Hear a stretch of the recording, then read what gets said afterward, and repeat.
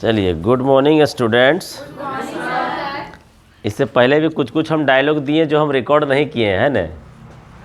वो सब dialogue record नहीं किया जाता है, लेकिन ऐसा नहीं है कि हम जो बोले हैं वो करेंगे नहीं। ठीक है, नहीं याद कीजिएगा तो मार पड़बे करेगा, क्योंकि हम शिक्षक हैं, आप स्टूडेंट हैं। हम भी कभी मार खाए थे, तभी आज यहाँ हैं। आप भी मार खाइएगा तब ना वहाँ रहिएगा। हम लोग सरकारी कर्मचारी थोड़े हैं जो महीने ही मारेंगे डरे। सरकारी मास्टर लोग डरे नहीं पीटता है बच्चा लोग को। पीटने का मतलब ऐसा नहीं कि व्हाट्सएप में वायरल हो जाए वैसे मारे एकदम दम तक मोरे धैर्य ले। अरे डर होना चाहिए। शिक्षक का जब तक डर नहीं होगा स्टूडेंट के मन में, बहुत स्टूडेंट 50% स्टूडेंट ये सोच के पढ़ता है कि मास्टर चाहे कैसा भी है हमको सिखा रहा है तो हम पढ़ेंगे, लेकिन 50% इसमें डर से पढ़ता है। डर बहुत ज़रूरी है, नहीं तो पढ़वे नहीं। खौफ नहीं, खौफ और डर में बहुत फ़र्क है। डर माने छोटा सा डर, खौफ माने भयानक हो जाता है। मतलब नहीं पढ़ेंगे तो डांट पड़ेगी, नहीं पढ़ेंगे तो बेइज्जती होगा, ये डर होना चाहिए स्टूडेंट में। तो सबसे पहले देखिए, बेसिक अकाउंटिंग टर्म्स को हम लोग टच करते हैं आज, जो आप लोग नोट कर चुके हैं। हम केवल आज समझाएंगे बेसिक अकाउंटिंग टर्म्स। मेरा स्पीकर जो है वो डैमेज हो चुका है, तो एसी उड़ चुका है यहाँ का। अभी सर्दी उर्दी का मौसम चल रहा है तो आवाज़ ऐसे ही आएगा। उसका बॉक्स फटा हुआ है, भर भर आवाज़ आएगा। हाँ, अभी ऐसे ही आवाज़ आएगा। मतलब अभी यहाँ दबा हुआ है, अभी दवा चल रहा है, दब गया है। तो बेसिक अकाउंटिंग टर्म्स में पहला है DEBTORS, डेप्टर्स, जिसको कहा जाता है देनदार। और दूसरा है क्रेडिटर्स, क्रेडिटर्स जिसको कहा जाता है लेनदार। ये दोनों हम एक साथ आपको समझा रहे हैं। आप लोग लिख चुके हैं कि देनदार उन व्यक्तियों एवं पक्षों को कहते हैं जिन पर व्यापार की राशि बाकी हो, और लेनदार से तात्पर्य उन व्यक्तियों एवं पक्षों से होता है जिन्हें व्यापार द्वारा भुगतान किया जाना हो। दो चीज़ आपके सामने है, एक है बाकी हो, एक है भुगतान किया जाना हो। दो चीज़ पर फोकस कीजिए आप।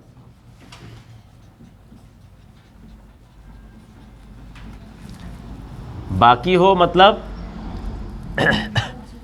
बाकी हो मतलब क्या?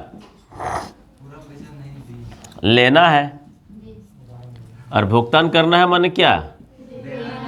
देना है। अपने पॉइंट ऑफ व्यू से सोचिएगा। यहाँ पर देना है बोल के मतलब कि देखिए, यहाँ पर आपको एक उदाहरण ले लीजिए कि यहाँ है हम है मतलब मेरा नाम ओम हुआ, और इधर है मेरा जिससे हम सामान खरीदारी करते हैं, जिससे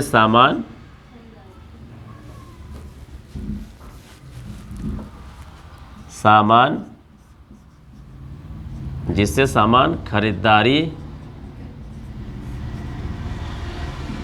करते हैं और जिसको सामान बेचते हैं।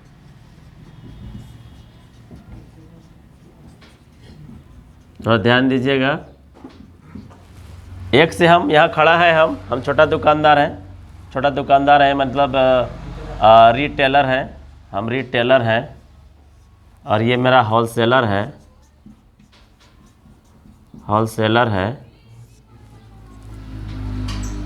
और इतना छोटा हम कह रहेंगे जी, हम होलसेलर है। हम होलसेलर हैं, ये रिटेलर है क्या? और डायरेक्ट हम कंपनी से बात करेंगे कि डिस्ट्रीब्यूटर से बात करेंगे? कंपनी छोड़ दीजिए, लेकिन डिस्ट्रीब्यूटर से बात करेंगे हम। ये डिस्ट्रीब्यूटर का मतलब जो कंपनी से डायरेक्ट माल उठाता है ना, और मार्केट में बेचता है, उसको डिस्ट्रीब्यूटर कहते हैं। तो हम डिस्ट्रीब्यूटर नहीं, हम होलसेलर हैं। ये डिस्ट्रीब्यूटर है, रिटेलर है। हम होलसेलर से सामान खरीदते हैं और रिटेलर को बेचते हैं। ये कॉन्सेप्ट समझ में आ गया ना?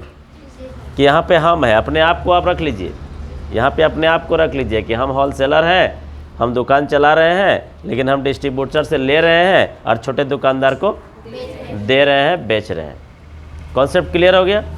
अब जरा देखिए देनदार और लेनदार का परिभाषा क्या है कि देनदार उन व्यक्तियों एवं पक्षों को कहते हैं जिन पर व्यापार की राशि बाकी हो, यानी व्यापार में उधार माल खरीदने वाला जिनसे अभी तक भुगतान प्राप्त नहीं हुआ। उधार माल खरीदने वाला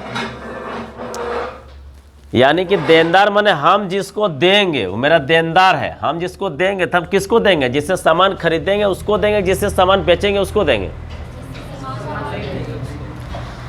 यदि हम 2000 रुपया मूल्य का कपड़ा श्याम को उधार बेचें तो वह उस समय तक हमारा देनदार रहेगा। यानी हम बेच रहे हैं इसको रिटेलर को, तो रिटेलर मेरे लिए क्या हो गया?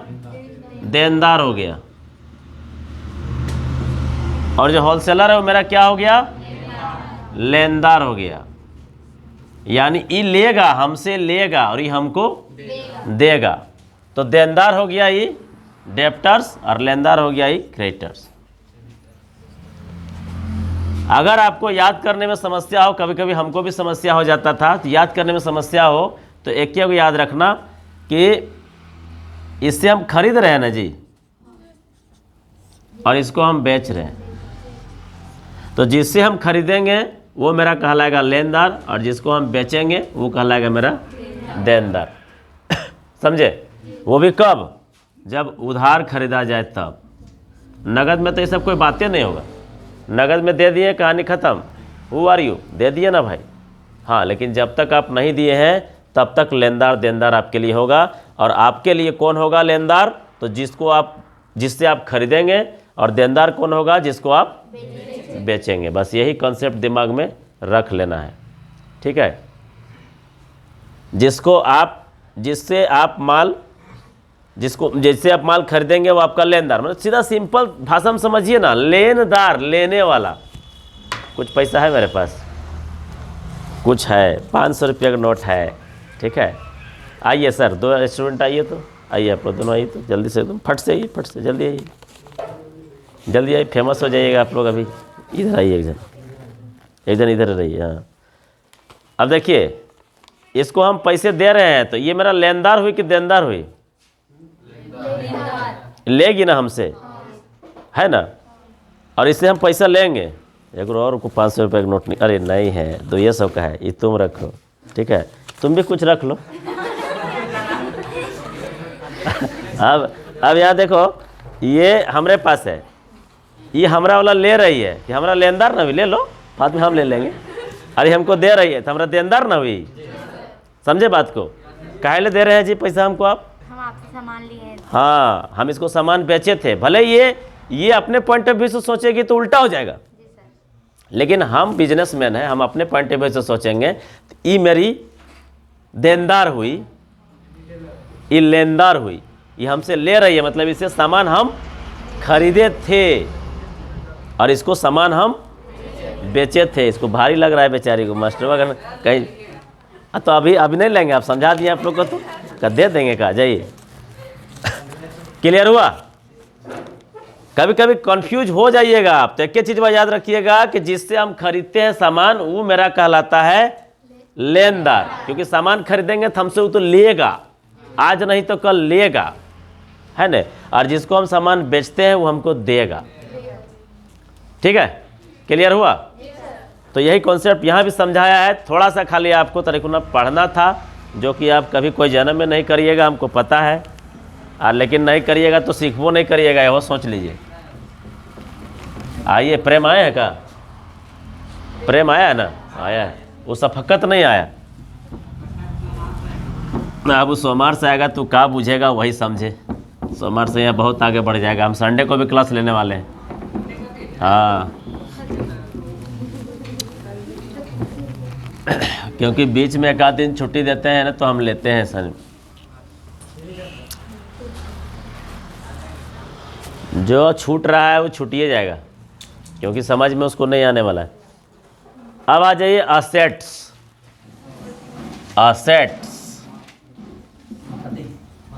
बड़ा बड़ा अक्षर में लिख देते हैं ताकि आपको समझने में प्रॉब्लम ना हो। संपत्ति है न, आसान आसान होता है ना। हाँ, तो बिजनेस करने वाला लोग को और का मतलब रहता है, संपत्ति से मतलब रहता है। तेने शटरवा गिरा दो, उधर से एगो लाइट आ रहा है, मेरा मुंह में पड़ रहा है, आँखिए में, हम तो गोर दिख रहे होंगे।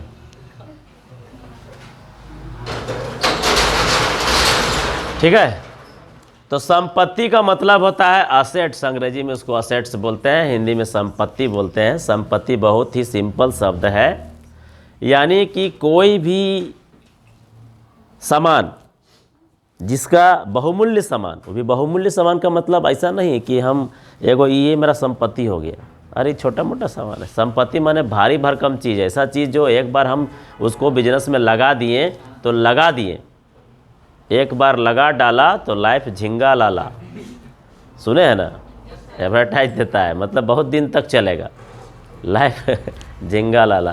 तो संपत्ति उसी को बोलते हैं व्यापार में मालिक के हित में रहने वाली बहुमूल्य वस्तुओं को संपत्ति कहते हैं। जो मालिक के हित में हो, मतलब मालिक, जिसका मालिक, जैसे हम, ये बिल्डिंग का मालिक हम है, हाँ, वो उसका भी मालिक हम ही है, कार का मालिक, मतलब हम बोले तो मेरे पिताजी हैं, अभी हम नहीं हैं, लेकिन मेरा ही है ना। कानूनन देखा जाए तो मेरे पिताजी का है ये सब चीज़, जब तक से वो हमको सौंप ना दे या उनके बाद मेरा हो जाएगा, लेकिन अभी मेरा नहीं है, अभी उनका है ना। मेरे पिताजी जीवित है, अभी उनका है, और वो हमको इच्छा से अपना पावर ऑफ अटॉर्नी की क्या बोलते हैं वो बनाए हुए हैं, मतलब उनका संपत्ति का वारिस हम हैं, अकेले हैं, तो मेरा ही है ना। हाँ, कानूनन नहीं है, लेकिन अभी है, मेरा ही है, तो ये मेरा हो गया। तो इस संपत्ति, ये बिल्डिंग मेरा हो गया, वो कार मेरा हो गया, इसका मालिक हम है। ये जो चला रहे हैं हम कंप्यूटर इंस्टीट्यूट, इसमें जितना भी मशीनरी है वो मेरा है। जितना भी आप लोग बैठे हैं तोड़ रहे हैं, दिनों दिन डेली एगो तोड़ते जा रहे हैं, वो मेरा है। फर्नीचर बोलते हैं उसको। आए, अरे कैसे न तोड़ रहा है यार, देखो तो आज 2 को तोड़ा, बाहर फेंके, है ना, सब बदलना पड़ रहा है, सब तोड़ रहा है। बोले अभी ऐसा लोहा के बनाएंगे ना फर्नीचर कि कोई तोड़ने नहीं सकेगा।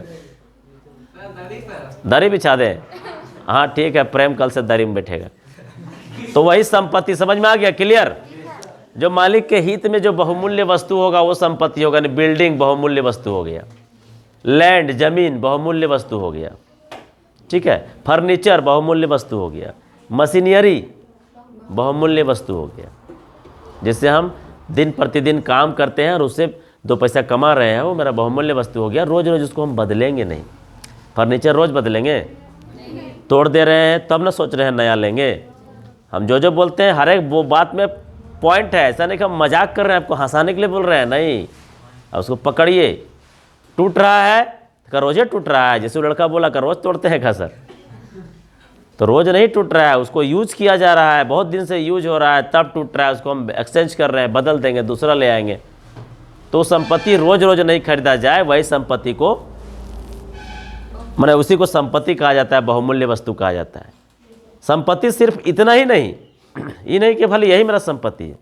संपत्ति के अंदर जो हम दुकान दिए हैं, दुकान में जितना भी सामान है वो सब मेरा संपत्ति, वो भी संपत्ति कहलाएगा। छोटा से बड़ा चीज़ भी संपत्ति हो गया, ये भी मेरा संपत्ति है। इसका भी कैटेगरी है जो आगे हम बताएंगे। ये संपत्ति के भी कुछ प्रकार होते हैं, तो ये भी संपत्ति है। ये लाइट सब मेरा संपत्ति है ना, मालिक हुए। ये भी मेरा पंखा भी मेरा संपत्ति है, ठीक है। जितने भी हम सामान लगाए हुए हैं, फर्नीचर लगाए हुए, संपत्ति है, ठीक। अब इस संपत्ति को, संपत्ति समझ में आ गया। अब इस संपत्ति का कुछ प्रकार होता है, संपत्ति का कुछ प्रकार होता है। कल हम विजिट में गए हुए थे, तो विजिट में गए हुए थे तो एक सर को बता रहे थे कि सर ऐसे यूट्यूब खुलता है, यूट्यूब में ऐसे मेरा चैनल देखिए, अपना चैनल बना सकते हैं, ऐसे करके बता रहे थे कि मेरा चैनल देखिए, ये चैनल है। तो बोलते हैं सर बड़ी काला काला दिखता है सर, लाइट उट काहे लगाते हैं? हम बोले बाबू जुगाड़ कर रहे हैं सर, हम खाली जुगाड़ में चलाते हैं। और यहाँ जो लिखते हैं वो दिखता है ना, मेरा चेहरा का मतलब है, हम ऐसे ही वीडियो बनाएंगे। यहाँ जो दिख रहा है वो क्लियर दिख रहा है कि नहीं? हाँ ये तो क्लियर दिख रहा है, आपका चेहरा क्लियर नहीं दिखता है। तब क्लियर कहाँ दिखेगा? काला ये है तो हम क्लियर दिखेंगे तो ई वाइड दिखेगा फिर, और हमको क्लियर नहीं दिखाना है, इसको क्लियर दिखाना है, तब ना स्टूडेंट समझेगा। ठीक है, तो ये क्लियर दिखना चाहिए। तो ये क्लियर दिख रहा है सबको? ठीक, हम तो 15 दिन से नहाए नहीं तो हम नहीं दिख रहे होंगे। अब 15 दिन से हमको सर्दी बुखार क्या, कहाँ से नहाएंगे? अब आज सोचिए नहाने का, अब देखो नहाने के बाद ठीक रहेंगे कि फिर पड़ेंगे। तो संपत्ति जो है वो 3 तरह का होता है। पहला संपत्ति को बोला जाता है फिक्स्ड असेट्स, दूसरा को बोलते हैं करेंट असेट्स, और तीसरा को बोलते हैं नॉमिनल असेट्स। कोई कोई वीडियो में खान सर बोलते हैं ना कि डाउट रहे, कोई बच्चा पूछता है डाउट रहेगा तो कैसे पूछेंगे सर, तो बोलता है डाउट रहबे नहीं करेगा तुम पूछेगा कहाँ से। बहुत अच्छा इनका वो बतिया हमको बड़े अच्छा लगता है, बोलते हैं सही बात, इतना कॉन्फिडेंस है टीचर में, डाउट रहबे नहीं करेगा तुम पूछेगा कैसे। लेकिन हमारा भाई अभी छोटा मोटा टीचर है, तो डाउट रहेगा तो ज़रूर पूछिएगा आप, है ना। हम कोशिश करेंगे कि डाउट ना रहे, लेकिन अगर रहे तो ज़रूर पूछिएगा। ठीक, तो fixed assets, current assets, nominal assets, 3 प्रकार का असेट्स होता है। उस असेट्स में पहला को फिक्स असेट्स, यानी कि हिंदी में इसको बोला जाता है, क्या बोलते हैं, अस्थाई संपत्ति। और दूसरा होता है करेंट असेट्स, जिसको बोलते हैं चल संपत्ति या अस्थाई संपत्ति कह सकते हैं। और दूसरा होता है नॉमिनल असेट, तीसरा, जिसको बोलते हैं अवास्तविक संपत्ति, खाली नाम मात्र का संपत्ति है। फिक्स असेट्स का मतलब वही एक बार लगा डाला तो लाइफ झिंगा लाला, है न। ऐसा संपत्ति जिसको बिजनेस में एक बार लगा दिए तो बहुत दिन तक चलता है। अब हम रोज़ रोज़ बिल्डिंग बनाएंगे तो कमा लिए, क्या कमाएंगे? एक बार बनाएंगे बरसों तक कमाएंगे, जीवन यापन करेंगे। कमाता कौन है? बड़ा बड़ा लोग कमाता है, जैसे रतन टाटा,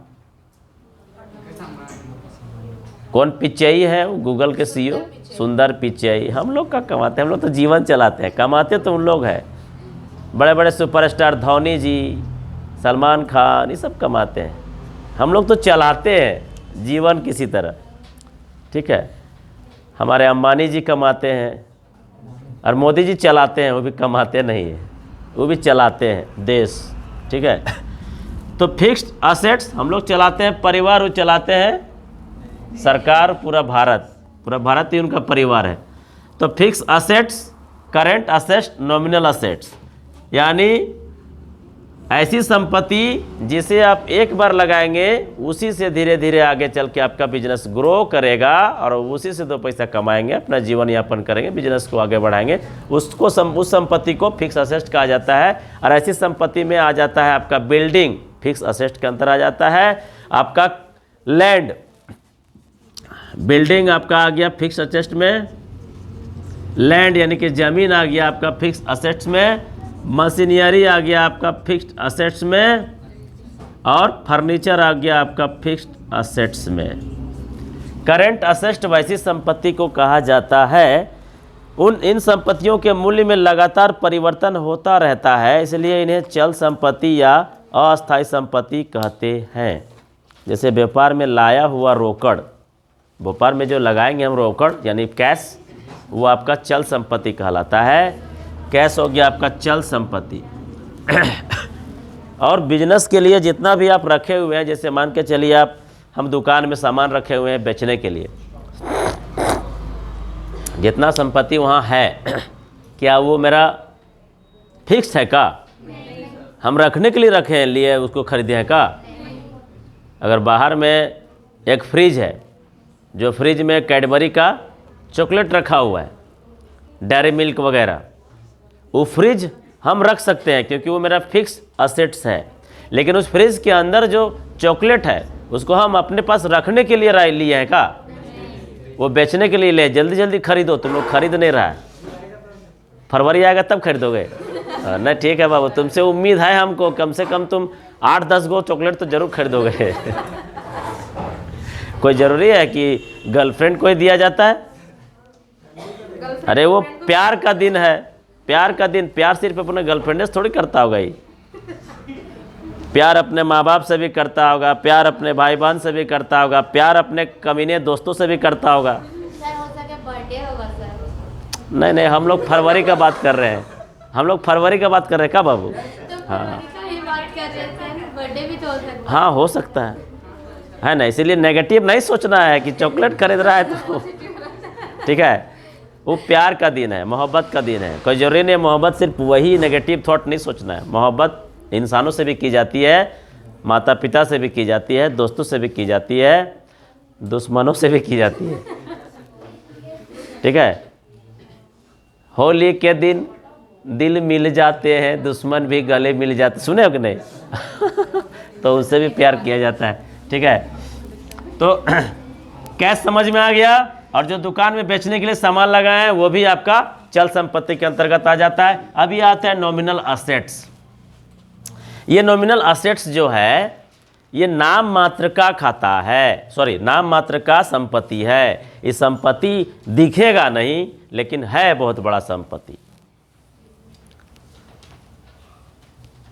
अफसार नबी का एगो फ्रेंड इसको बोला, अरे कंप्यूटर सीखना है यार, कहाँ सीखे?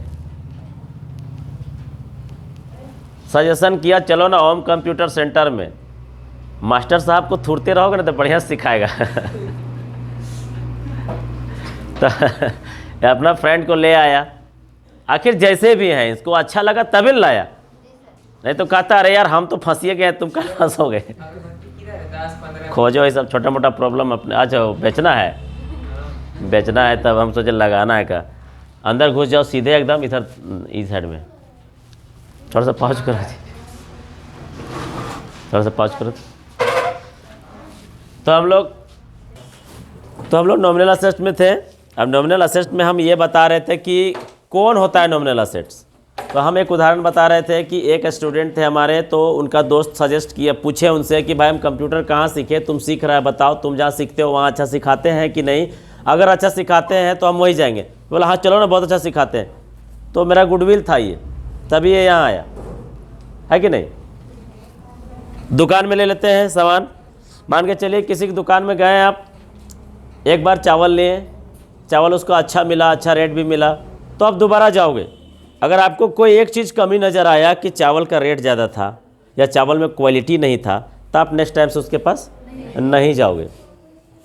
इसी को गुडविल कहा जाता है। तो ये गुडविल ही है नॉमिनल असेट्स। गुडविल के बारे में थोड़ा सा और उदाहरण हम देते हैं आपको। गुडविल आखिर होता क्या है? इसको हिंदी में ख्याति बोला जाता है। इसका एक और उदाहरण देते हैं। अभी आप कोई भी दुकान जाओगे तो दुकान जाकर के बोलोगे कि हमको निरमा दीजिए, तो निरमा तो आजकल एगो आता है, निरमा एडवांस भी आ रहा है आजकल, लेकिन वो निरमा जो पहले से निरमा जिसको हम लोग बोल रहे हैं वो निरमा अभी नहीं आता है। लेकिन दुकान जाकर हम लोग क्या बोलते हैं? निरमा दीजिए। तो दुकान वाला भी डेंजरे है, वो भी पूछेगा कौन निरमा,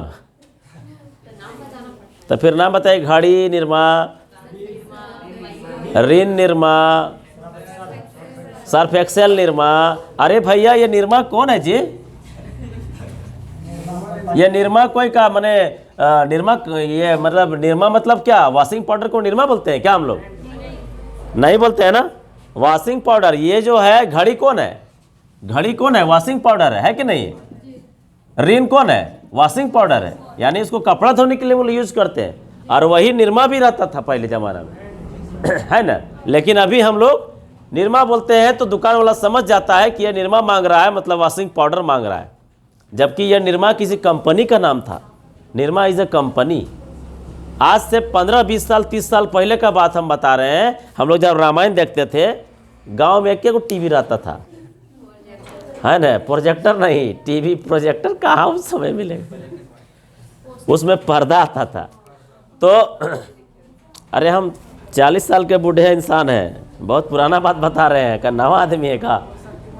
30 साल पहले जब रामायण देखने जाते थे हम लोग, छोटे छोटे रहते थे, 10, 11, 12 साल का, तो गांव में एक ही आदमी पास टीवी, बड़ा भाव कर नहीं मारता था भाव, क्योंकि जानता था, वो अपने आप को चौधरी समझता था कि बेटा मेरा यहाँ पूरा गांव आता है टीवी देखने, समझे।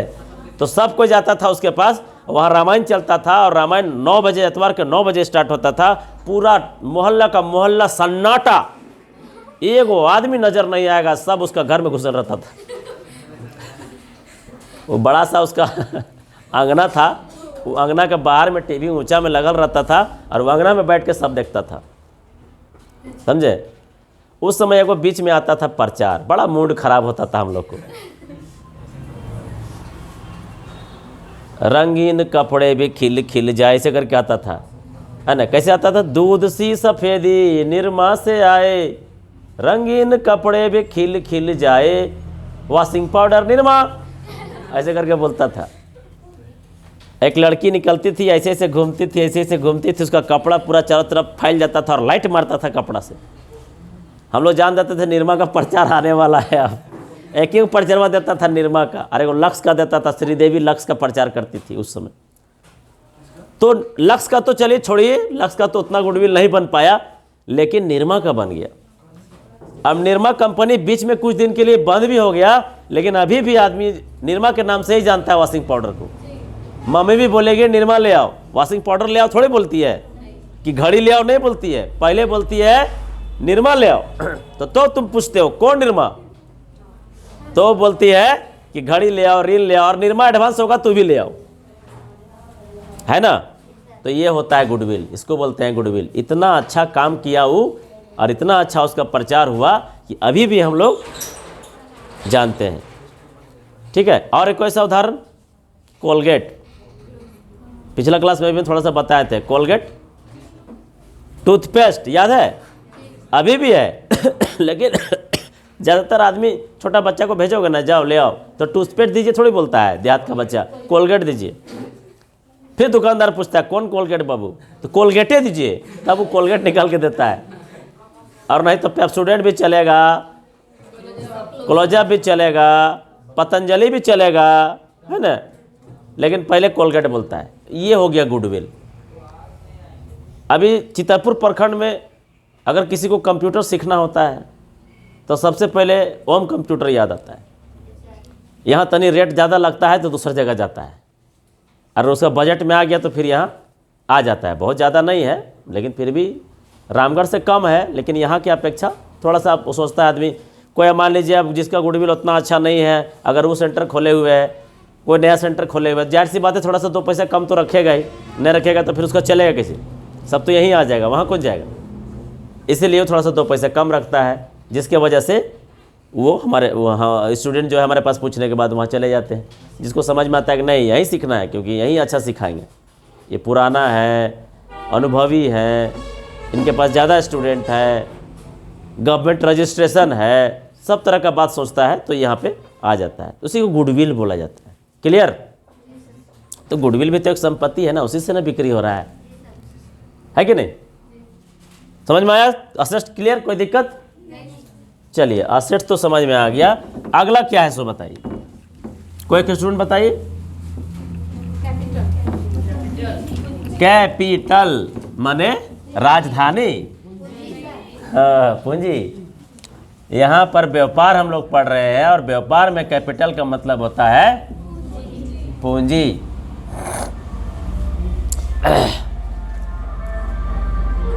बच्चा थोड़ा सा जवान हो जाता है, हल्का हल्का मोछ निकल गया, मैट्रिक एग्ज़ाम दे दिया है, इंटर में पढ़ रहा है, माँ बाप भी टॉर्चर देना शुरू। साधारण परिवार का बात कर रहे हैं, अंबानी के बेटा ऐसा नहीं करता होगा। माँ बाप कुचना शुरू, ए मैया देन तनी दोस्तों जो पार्टी हम ही दबाओ, कमा नहीं पा रहे हैं, घोड़ा नियर लंबा है, गेल लागे यार, दिमाग खराब हो जाता हो का जी। आप लोग साथ हुआ है कभी नहीं ऐसा? अब इतने बड़ है गेल लागे हम ही पोसिए एकरा, कमाओ अपन से। भले माँ ऐसा बोली, लेकिन अंदर दिल से नहीं बोली होगी, वो बाहरे दिल से बोली होगी, झल्लाई उलाई होगी, बेटा है ना, गुस्सा कहीं होगा तो निकाल दी। बात सुनने लगे, काहे बोल दिली हमारे बेटवा कहीं कुछ कर लेते था, है ना। तो प्रेशर आ जाता है, तो वो बोलता है कि हमको ना, हमको दुकान खोलना है, हमको पूंजी दीजिए, हमको 2 पैसे कमाएंगे। तो बाप कहता है अच्छा कहा जानता है, तुम पूंजी देंगे तुमको डुबा देगा, तब नहीं दीजिए, 10,000 दीजिए ना, छोटे मोटा दुकान खोलेंगे, पान गुमटी खोलेंगे, उसमें पान लगाएंगे, है ना। कोई आके बोलेगा हमको कि पान में कत्था इलायची और 300 डाल देना, हाँ उसका नाम है शायद 300, तो एक बार हम इसने 5 दुकान चले गए थे, तो हमको पूछा 300 डाल दीजिए। तो हम सोचे कि भाई कहाँ डालने बोल रहा था, हम बोले 300 डाल दीजिए। तो बोलता है 300 नहीं है। तो हम बोले 150 दो बार डाल दीजिए। 300 हो जाएगा, 150 दो बार डाल दीजिए, 300 नहीं होगा। ये तो पूंजी का मतलब होता है, हम लोग रास्ता नहीं भटकेंगे। पूंजी का मतलब होता है कि आप बिजनेस शुरू करने के लिए जो पैसे शुरुआत में लगा रहे हैं उसको आप पूंजी कहते हैं। तो पूंजी भी 3 तरह का होता है। एक होता है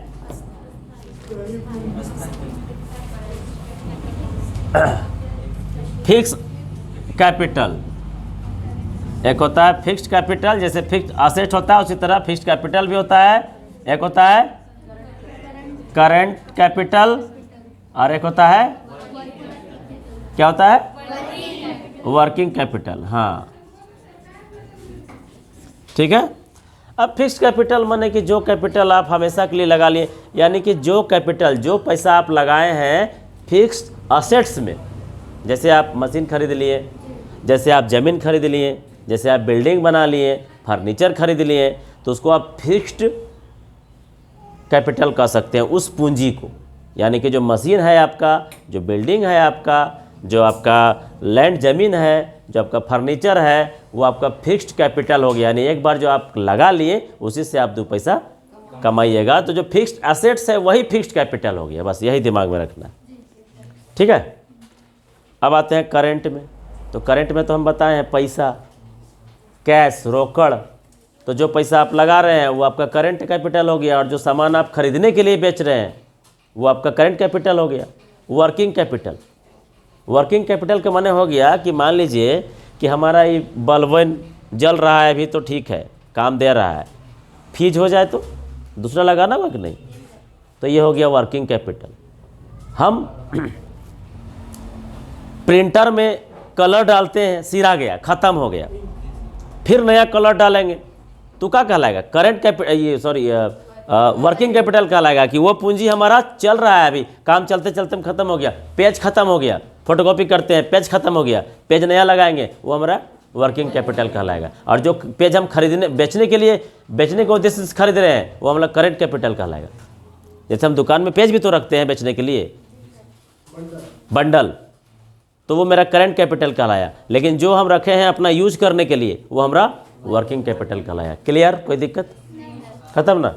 चलिए, बहुत खुशी की बात है, आगे बढ़ते हैं। अब हम लोग आ जाते हैं लायबिलिटी। बड़ा इम्पोर्टेंट चीज़ है लायबिलिटी, जिसको हिंदी में बोला जाता है दायित्व। लायबिलिटी, दायित्व। LIB अंग्रेजी मेरा है कमजोर, तने बताओ भैया। LI, अच्छा, आई के बाद A, हट हट, काका बोलता है तुम लोग। अरे मेरा बेटी आ गई, अभी हम काम पे हैं, जाओ घूमो इधर। LIABILITY, यही होता है ना, लाइबिलिटी, ठीक है। लाइबिलिटी का मतलब होता है दायित्व।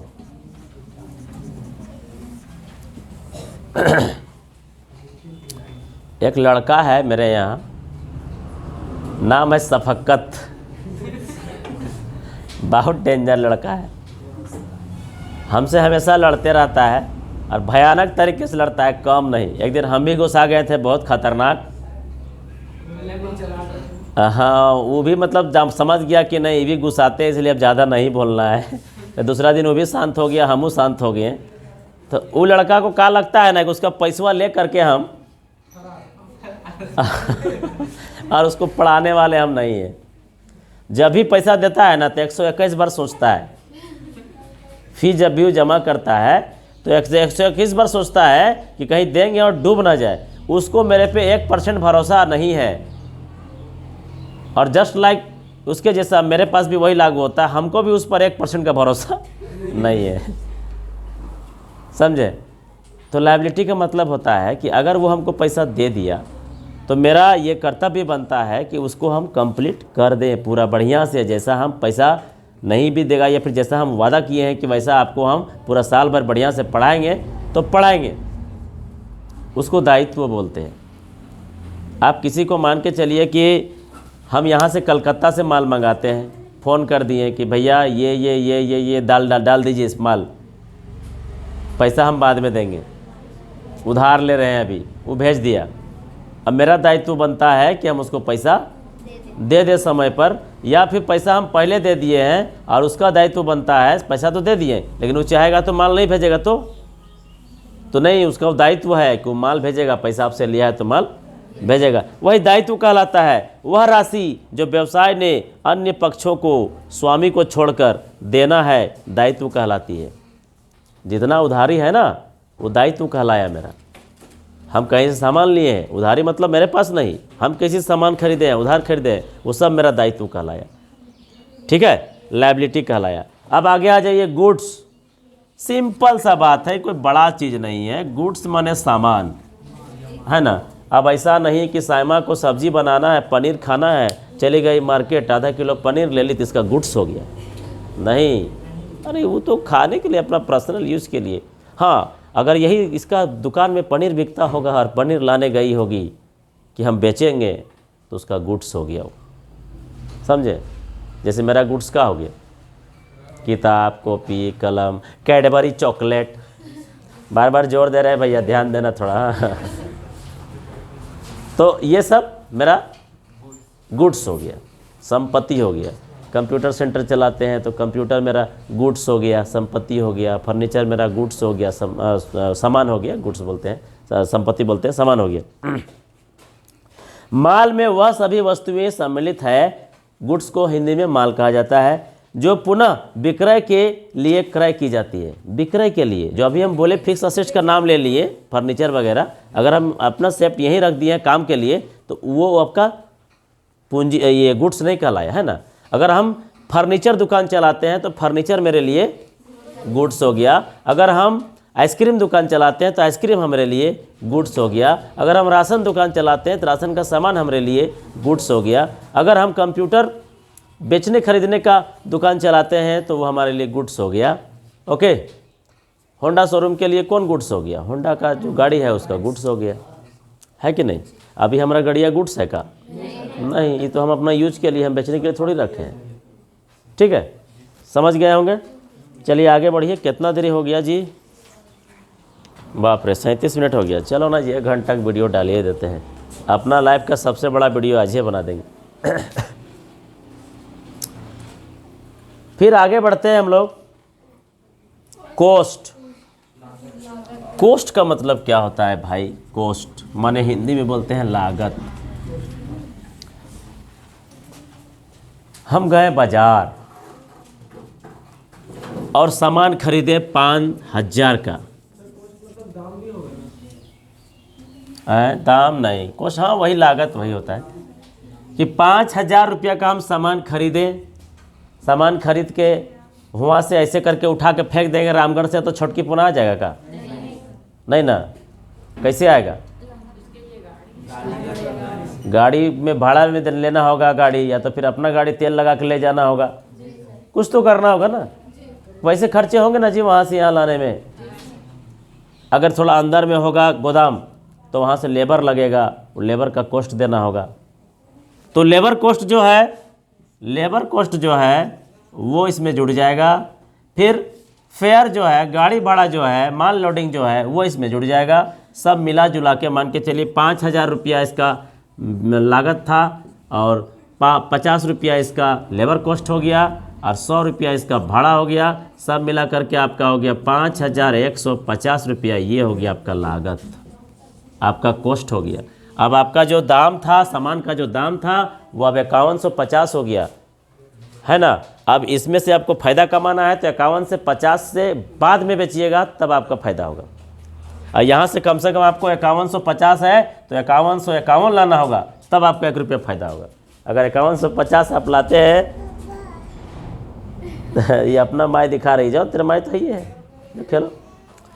मोबाइल को बोलती है माई, तो हम भी समझ लेते हैं MI का मोबाइल है, इसलिए बोलती है माई। माई बोल रही। तो ये हो गया आपका लागत। कोई दिक्कत लागत में? आगे चल के सब यूटिलाइज होगा ना, तो आपको एकदम आईने की तरह साफ होते जाएगा सब।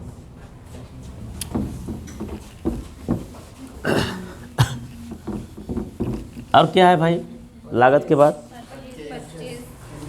परचेज। अभी तो छोटा छोटा चीज़ है। परचेज माने खरीदना। अब वही जैसे बोले कि आप अपना पर्सनल यूज़ के लिए कुछ खरीदने जा रहे हैं तो वो आपका परचेज नहीं कहलाया। आप बेचने के उद्देश्य से कुछ सामान खरीदते हैं तो वो आपका परचेज कहलाता है। सेल आते हैं, परचेज हो गया। Purchase PURCHASE। परचेज का शॉर्ट होता है इसका F। क्या होता है जी परचेज का शॉर्टकट? F9 या F8 होता है ना? क्या होता है जी? F9। F9 से परचेज होता है, आगे चल के बताएंगे। और एक सेल होता है F8। F8 से सेल होता है, ये भी आगे चल के बताएंगे। ये सब जब हम लोग वाउचर बनाएंगे तब ये सब समझ में आएगा। अभी खाली जानिए कि परचेज क्या होता है। तो परचेज का मतलब होता है खरीदारी और सेल का मतलब होता है बेचना। बस हम बिजनेसमैन हैं, हम परचेज कर रहे हैं, सामान को खरीद रहे हैं बेचने के उद्देश्य से, परचेज हो गया। हम सामान को बेच रहे हैं, खरीदे हुए सामान को हम बेच रहे हैं लाभ कमाने के लिए, वो हमारा सेल हो गया। कोई ज़रूरी नहीं है बेचने में लाभ है, हो सो हानि भी हो सकता है, लेकिन वही परचेज और सेल हो गया। आगे है आपका परचेज रिटर्न। बहुत बड़ा चीज़, बहुत अच्छा चीज़। अक्सर मेरे दुकान में होते रहता था नया नया में, बड़ा ख़राब भी लगता था। आदमी छोटा बच्चा को भेज देता था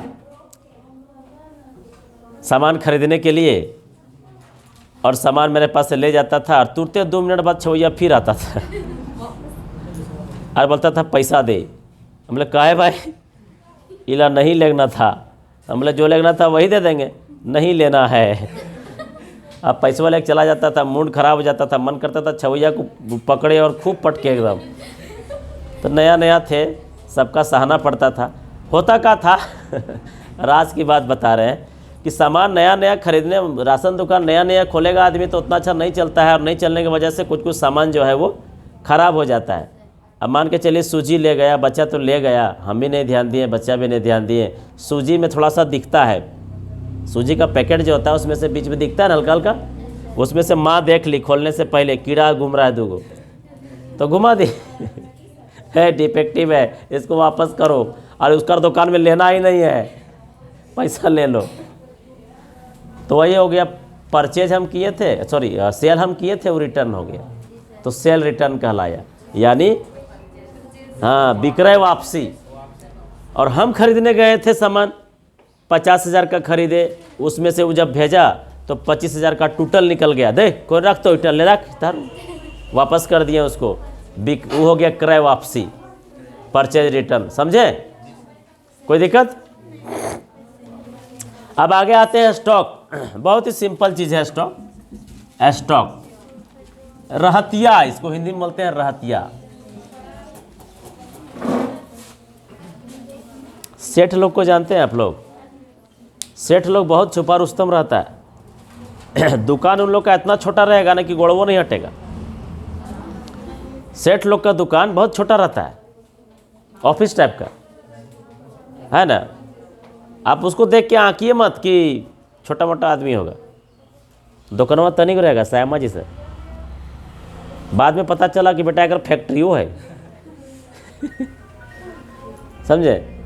तो वही चीज़ होता है कि सेठ लोग जो होता है वो लोग छोटा सा दुकान रखेगा, दुकान में हल्का फुल्का सामान रखेगा और बड़का को गोदाम रखेगा, है ना, वही से सब सामान ला के देगा। इसलिए रखता है कि इनकम टैक्स वाला है गलत देखेगा, छोटके वाला सेल टैक्स वाला, हाँ इतनी दुकान है, हाँ सर इतने दुकान है, अच्छा ठीक है सर चलाइए, क्या करें सर, किसी तरह ज़िंदगी कसर बसर करते हैं। अब पता नहीं है कि बेटा इधर भीतर एगो रास्ता है, यहाँ से एगो बड़का गोदाम है, यहाँ करोड़ों का माल रखा हुआ है, ठीक है। ये माल को स्टॉक कर करके मार्केट में नहीं जब कुछ सामान मिलने लगता है, सामान बढ़ा दिया। एक बार याद कीजिए, बहुत बार तेल का दाम बढ़ रहा था ना, बड़ा बड़ा सेठ लोग क्या करता था, हम लोग का एगो यहाँ सामने एगो तुलसी जनरल स्टोर है ना, ये भी सेठे से कम नहीं है, बहुत बिक्री है इसका। इन लोग क्या करता है कि सब जमा है, अब बहुत बड़ा गोदाम है तो बहुत सारा सामान है, टैक्स भी देता है सरकार को, ऐसा बात नहीं। अब अचानक दाम बढ़ गया, थोड़ा दिन रुक दिया, अरे रुको यार अभी बेचते हैं ना आराम से, दाम बढ़ रहा है, रुको ना यार अभी पेशेंस रखो, माल नहीं है, कस्टमर आया है, ये नहीं है, कस्टमर नहीं है, ख़त्म हो गया, दाम बढ़ गया। तेल 200 रुपये किलो निकालना शुरू, टीने टीने टीने टीने टीने टीने टीने टीने, है ना, समझे? तो ये होता है रहतिया स्टॉक। ये तो हो गया नेगेटिव बात। पॉजिटिव बात में देखते हैं, यानी कि आपका स्टॉक, अगर आप स्टॉक मेंटेन करके रखोगे तो आपको पता रहेगा कि गोदाम बहुत बड़ा रहता है तो वहाँ कितना बोरा चावल है, कितना बोरा चीनी है, कितना बोरा नमक है, आपको पता नहीं है। आप स्टॉक मेंटेन करके रखे हैं, आज हमारा 10 बोरा बिक्री हो गया तो हमारे पास 100 बोरा था, 90 बोरा बचा जी। स्टॉक में माइनस हो जाता है। स्टॉक क्या होता है कि जो यहाँ से खरीदा गया, जो खरीदा गया वो काउंट हो जाता है, जो बेचा गया वो माइनस हो जाता है। स्टॉक में ऑटोमेटिक हो जाएगा, तो आपका ऑटोमेटिक पता चलेगा कि हमारे पास इतना बोरा चावल अभी बचा हुआ है, इतना बोरा चीनी भी बचा हुआ है। इसको स्टॉक बोलते हैं। आगे है आपका एक्सपेंसेस, खर्च। अब ऐसा नहीं कि संकेत अपना दोस्त के साथ घूमने गया, पिक्चर दिखाया, पॉपकॉर्न खाया, कैडबरी चॉकलेट भी खाया, अब उसको एक्सपेंसेस में दिखा देगा। अरे एक्सपेंसेस में वो पर्सनल खर्चा हो गया तेरा। एक्सपेंसेस का मतलब हो गया कि आप व्यापार में जो खर्च करते हैं, जैसे आप सैलरी देते हैं मजदूर को, सैलरी देते हैं ना, वो आपका एक्सपेंसेस हो गया। बिजली का बिल देते हैं, एक्सपेंसेस हो गया। और भी कुछ खर्च करते हैं व्यापार से रिलेटेड, वो सब आपका एक्सपेंसेस हो गया। ठीक है, कितना टाइम हो गया जी? थोड़ा सा पैसेज रखिए, अब हम भी छुट्टी देवे करेंगे। बस थोड़ा सा बचा हुआ है। अब लॉसेस में आ जाते हैं, हानि। अरे प्रॉफिट और लाभ हानि नहीं जानते हैं का? हाँ, जैसे बताने कोई ज़रूरत नहीं है। लाभ माने फायदा, ठेठ देहाती में बोलते हैं फायदा, और हानि माने घाटा, है न। 50 रुपये का सामान 100 रुपया में बेचे फायदा, और 50 रुपये का सामान 5 रुपये में बेचे तो घाटा। ठीक न, वही हो गया लाभ और हानि। अब आते हैं पेएबल। पेएबल और रिसीबल मतलब देय राशि से तात्पर्य उस राशि से होता है जिसे व्यवसाय द्वारा भुगतान किया जाना है। देय राशि मतलब हम व्यवसाय चला रहे हैं, हमारा कहीं से उधारी खरीदे हुए हैं हम, तो हमको देना है ना भाई, तो वो हमारा क्या कहलाता है? पेएबल कहलाता है। और कहीं से लेना भी तो है। अब बिजनेस करते हैं तो खाली देना ही थोड़ी रहेगा, लेना भी तो रहेगा। उधारी भी तो हम दिए हैं किसी किसी को, तो वो हो गया हमारा रिसीबल। उसके बाद ड्रॉविंग, ये बहुत बड़ा चीज़ है, जरा ध्यान दीजिएगा। छोटा सा चीज़ है लेकिन आपको कुछ सवाल किएगा? आए?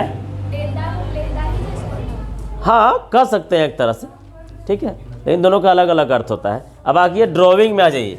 ड्रॉविंग बहुत बढ़िया चीज़ है और ये बहुत कुछ समझ नहीं पाता है, जरा ध्यान से देखिएगा इसको। ड्रॉविंग का मतलब होता है, ड्रॉविंग अकाउंट में होता है आहरण। इसका हिंदी क्या होता है? आहरण। बैकग्राउंड म्यूजिक क्या दे रहा है जी? तुम लोग थोड़ा बैकग्राउंड म्यूजिक कम दो भाई। ड्रॉविंग माने आहरण होता है, और आहरण का माने हो गया कि हमार दुकान है, वो दुकानवा में हमारे एगो काउंटर है, और काउंटरवा में हम जितना पैसा आता है उसको हम जमा करते जाते हैं। कोई खरीदा वहाँ रख दिए। अब हमारी छोटकी बेटिया को पॉपकॉर्न खाने का मन किया, इधर से पार हो रहा है पॉपकॉर्न। अब उसको वहीं से निकाल के दे दिए, पैसा मेरे पास नहीं है अभी, वहीं ला निकाल के दे दिए, तो क्या उससे मेरा लाभ हुआ का? हम पूंजी में से निकाल के दे दिए ना जिसको, तो वही कहलाया आहरण। यानी कि व्यापार की संपत्ति को हम निजी उपयोग के लिए, घरेलू उपयोग के लिए खर्च कर देते हैं, तो वही ड्रॉविंग अकाउंट कहलाता है, आहरण कहलाता है। लिखा भी हुआ है, व्यापार के स्वामी द्वारा अपने निजी, व्यक्तिगत या घरेलू उपयोग में के लिए किए गए उपयोग में निकाली गई राशि को क्या बोलते हैं? आहरण बोलते हैं। अब मेरा राशन दुकान है, तो हमारा बेटवा को क्या बोलते हैं, मैगी खाने का मन किया, का दूसरा दुकान जाएगा का? बेटा यहीं से निकाल लेगा ना, और वो भी अपन दुकान के एक को नहीं निकालेगा, 2 को निकालेगा। तो भी मेरा क्या हुआ? आहरण हुआ। वो बिजनेस के लिए एक प्रकार का नुकसान होता है। वो क्या होता है? कैपिटल से घट जाता है। कैपिटल जितना हम लगाए उसमें माइनस होगा कि नहीं? वो तो हम निजी उपयोग के लिए कर लिए, उससे तो प्रॉफिट हम कमा नहीं रहे। ठीक है, समझ में आया ड्रॉविंग? अब आते हैं परमानक। परमानक माने मान के चलो कि हम आरती, पूरा नाम क्या है? आरती विनय मेहता, ये हमको पैसा दिए 1 महीना का 1000 रुपया। बोले कि सर हम दे रहे हैं ना। हाँ ठीक है, दे दीजिए, कल फिर हम इसको मांगेंगे। सर नहीं दिए हैं कल, का सबूत है दिखाओ। रसीद हम नहीं लिए थे सर, तो वही रसीद हो गया परमानक। क्योंकि रसीद जो है वो उसमें मेरा साइन रहता है, ऊपर में कितना अमाउंट आपसे लिया गया वो रहता है, वो आपका सबूत है। तो वही वाउचर का माने वही प्रमाणक होता है। प्रमाणक को आप कह सकते हैं कि प्रमाणक एक ऐसा प्रपत्र है जो भुगतान करने में अधिकार प्रदान करता है और जिसके आधार पर व्यावसायिक लेनदेनों का सर्वप्रथम लेखांकन पुस्तकों में लेखांकित किया जाता है। नहीं, ये प्रमाणक का यहाँ पर आप लोग यही लिखा दिया गया था का? नहीं, इसका परिभाषा हम दूसरा लिखाएंगे। प्रमाणक में क्या होता है ना कि उसमें दिनांक रहता है, कौन सा वस्तु खरीदा गया उसका जिक्र रहता है, जैसे सीरियल नंबर रहा, पार्टिकुलर रहा, क्वांटिटी रहा, रेट रहा, बिल जो आप लोग बनाए हैं वही है प्रमाणक। उसमें रिसिप्ट, हाँ, उसमें जो व्यापार का स्वामी है उसका साइन भी रहता है, मोहर भी रहता है, तो वो आपका प्रमाणक हो गया, वाउचर हो गया। अगर मान के चलिए कि आप किसी से काम कर रहे हैं, होलसेलर काम कर रहे हैं, डेली माल जा रहा है, एक दिन में 2-2, 3-3 बार माल जाता है, तो बार पैसा देते रहिएगा, वो वाउचर देगा आपको, ले भैया 1 रसीद, 2 रसीद, 3 रसीद, एक के बार आएगा, बोलेगा पटक देगा टेबल में, ले 50,000 भेलो दे, वो मिलाएगा, फलना तारीख को इतना, ढकना तारीख को इतना, चिलना तारीख को इतना, जोड़ नार के देखेगा, हाँ भाई यही है प्रमाणक, उसी को बोलते, कोई दिक्कत। अब आगे लास्ट चीज एक बचा हुआ है आपका एंट्री, जो कि VVI है आपके लिए, वेरी वेरी इंपॉर्टेंट है आपके लिए। अब यहाँ पर देखिए एंट्री क्या होता है। तो एंट्री जो होता है, जो भी आप यहाँ अभी इतना दूर सीखे उसको आप एंट्री, जैसे क्वेश्चन रहा, एक क्वेश्चन रहा कि राम ने 50,000 का माल खरीदा, नगद खरीदा, क्या खरीदा? नगद खरीदा। तो 50,000 का माल खरीदा, तो ऐसा नहीं लिखेंगे अकाउंट में, इसको लिखेंगे purchase account DR to cash account. हिया 50,000 जाएगा और हिया भी 50,000 जाएगा। एक मिनट बेटा, थोड़ा सा 1 मिनट बचा हुआ है। ये डेबिट कहलाता है और ये क्रेडिट कहलाता है, इसी को बोला जाता है एंट्री। अब ये कैसे होता है वो मैं नेक्स्ट क्लास में आपको बताऊंगा। अभी खाली जानिए किसी को एंट्री बोला जाता है। अब इसी के लिए आपको गोल्डन रूल दिया गया है। आपका होमवर्क है कि जितना 3 प्रकार का अकाउंट होता है जो आपको बताया गया है, कल से हम लोग उसी में चर्चा करेंगे। अभी जो बेसिक टर्म था वो आप लोग क्लियर हो गया। अभी तक जो व्यक्ति नहीं लिखे हैं कृपया करके लिख लीजिएगा, और जो भी हम पढ़ाएं उसको याद करने की कोशिश कीजिएगा, समझने की कोशिश कीजिएगा। चलिए, that's all. Thank you very much. आप लोगों का बहुत बहुत धन्यवाद इतना देर टाइम देने के लिए। आज का क्लास यहीं से